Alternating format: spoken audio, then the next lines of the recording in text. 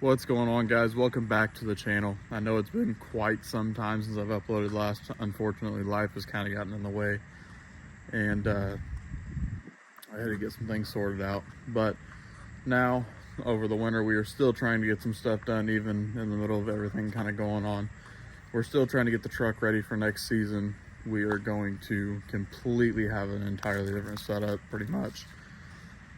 Since the last video, we actually did take the transmission out. We rebuilt it in a way. We put a Transgo shift kit in it, and that did great. While we were in there, we also put a new converter in it.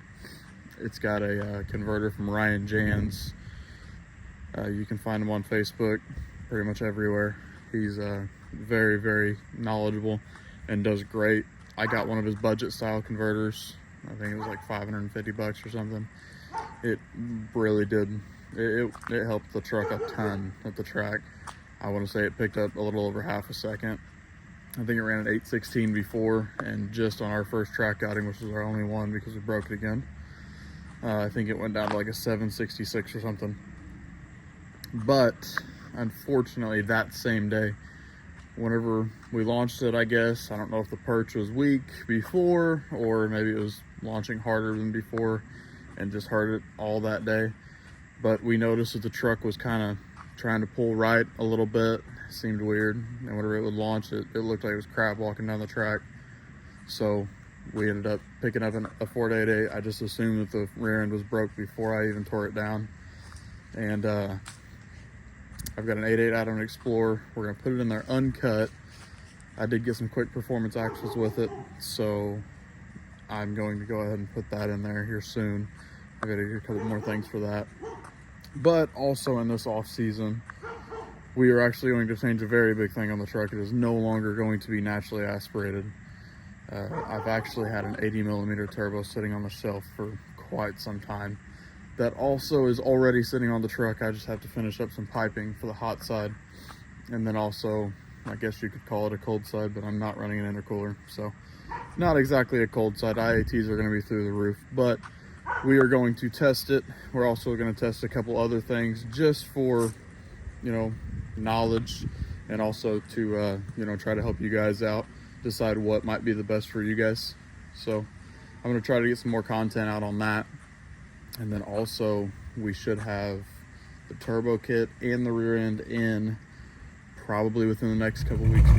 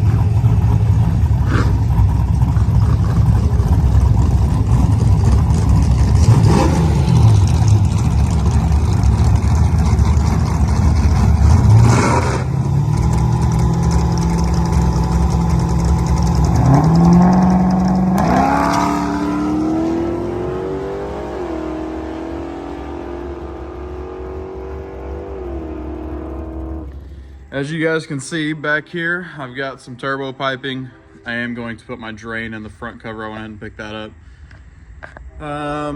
This is going to be a very, very budget build. So far, we have went super cheap on it. I did win this BTR equalizer intake from Street Racing Channel. Not sure if I'm going to use it because I have to completely change my accessory drive, but I do also have a GTO too, so it's possible I could use it on that, but it's a very, very high RPM intake. So I've got some gears here for the GTO. I know I haven't had the GTO on the channel yet, and that was because I kind of got it done in the middle of everything that was going on, and then it ended up breaking as well. It actually has some injector issues, so I have injectors on the way for it. But the truck currently does not have a rear end in it, so, but that's all right, because here is the old 7.5. We actually had a spool in it.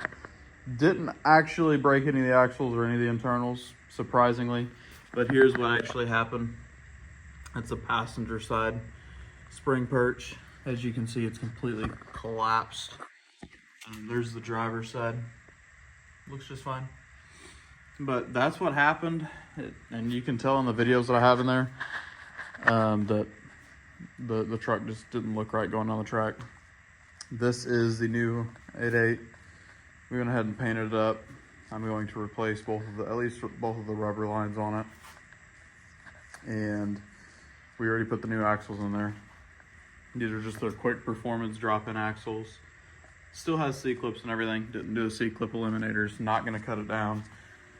We're just gonna put it in exactly how it is and see how my wheels fit. Hopefully they fit okay. From what I can tell, I should have the correct back spacing. I did also forget to mention that whenever we put the converter in and we built the transmission, I actually put in a new precision performance shifter, so I didn't have to use the stock column style anymore. That shifter was super nice the 3 or 4 times I got to use it. So hopefully I can get this thing back on the road soon so I can actually get to drive it a little more with that, because it's very unfortunate. That was probably my favorite part about it all. I really wanted to drive with that. But here is the current engine bay setup. Obviously, I've still got to make the pipe that goes just, I think we're just gonna pretty much come straight off of here, try to come out and then just loop back around into the throttle body. Hopefully we can find a spot for the blow-off valve somewhere in there. I've got it sitting in the bed of the truck as well. And then we're gonna use a log setup. I got this log off Facebook for like 120 bucks, and he said it was already modified for an S10. So we're gonna test it out and see how it does. So far, spark plug wire clearance is 10 million times better than what the short headers that I had on it was. You could not get to 2 of the 4 spark plugs on that side. It sucks. It was not fun to use at all. And then on this side, we're going to try to use the just shorty header that we already had on here, mainly because spark plugs are super easy to change on this side, and that header is really not hard to deal with. It already clears the steering shaft. I don't have to really change anything with that one, so I'd much rather keep that if I possibly can. Injectors, we've already got 100-pound injectors, so I should be fine for a while.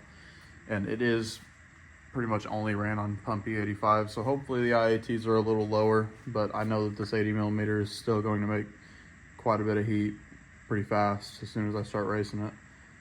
So yeah, and if you guys can't already tell, this is going to be a very budget build. We are trying to get this turbo on here as cheap as possible, just to show you guys that, you know, if you don't have a whole lot of money, you can do this. You don't have to have, you know, a brand new turbo. You don't have to have all the nice stuff that everyone else has got on their race cars that they've been building for 20 years. If you can do this in your own garage. We are literally going to be making the hot side out of a flux core welder that we literally picked up at Harbor Freight on Black Friday for like 120 bucks. So you do not have to have all this fancy stuff. You don't have to take it to a shop. You might mess up a couple times, but it'll be well worth it in the end if you actually did it yourself. So I would highly recommend just searching Facebook Marketplace for all this stuff. most of this stuff that I'm putting on this truck is used.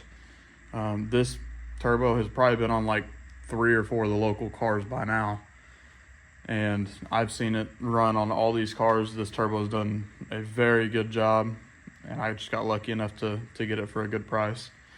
The turbo log, like I said, I got it on Facebook Marketplace for super cheap.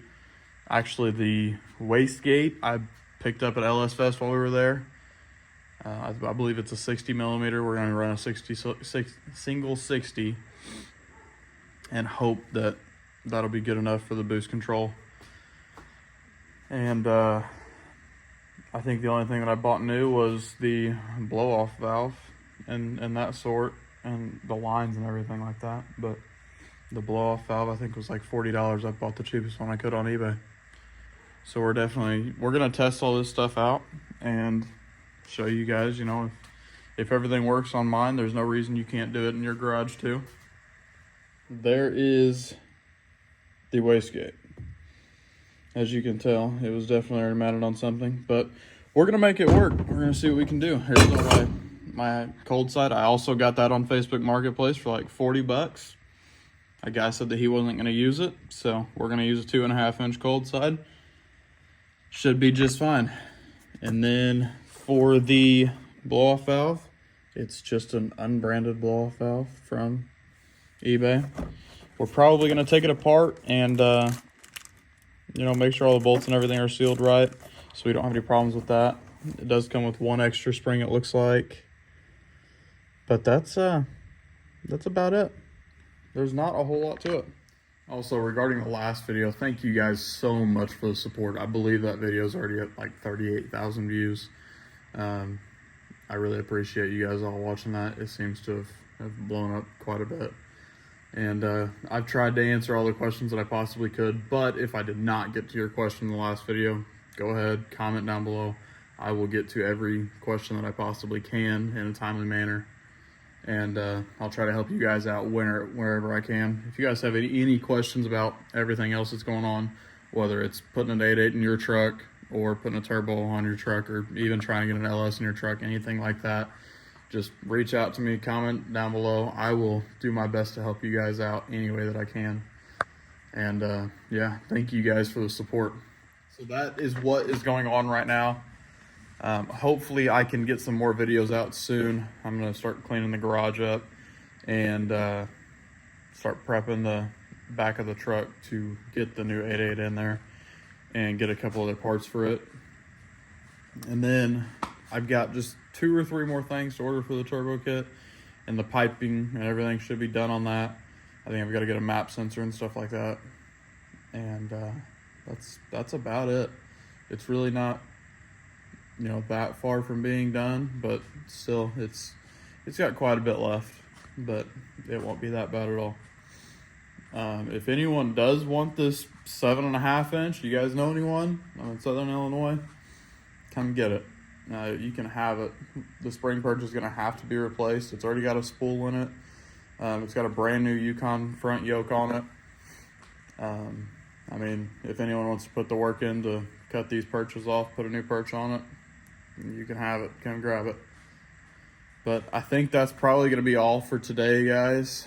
As soon as I get injectors in for the GTO, then I am going to get a video out on it, because I have done a ton of stuff with that thing and I haven't even had it on the channel at all.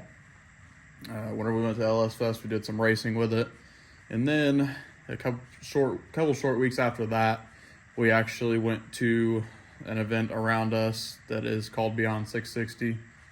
It didn't do too well there. It's on Nitto drag radials, and while we were at LS Fest, it did pretty good, but it was pretty much a prep track out there. It hooked right up and seemed to go really well. But out there Beyond 660, it didn't seem like any rubber was really getting put down, because nobody was using prep. It was all just water burnouts. And we've definitely got some upgrades and improvements for that coming. So stay tuned for that one. That one should be out in probably next week or so, because the injector should be here by the end of this week. So as soon as that all comes in, we'll get something uploaded on the GTO, and we'll get the GTO on here.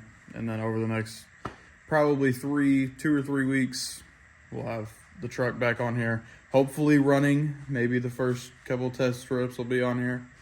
And we'll see what we can do. Hopefully this next season is much better than last season.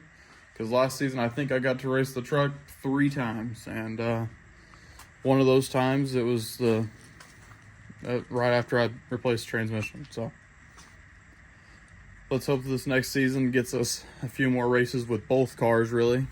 But that's about it.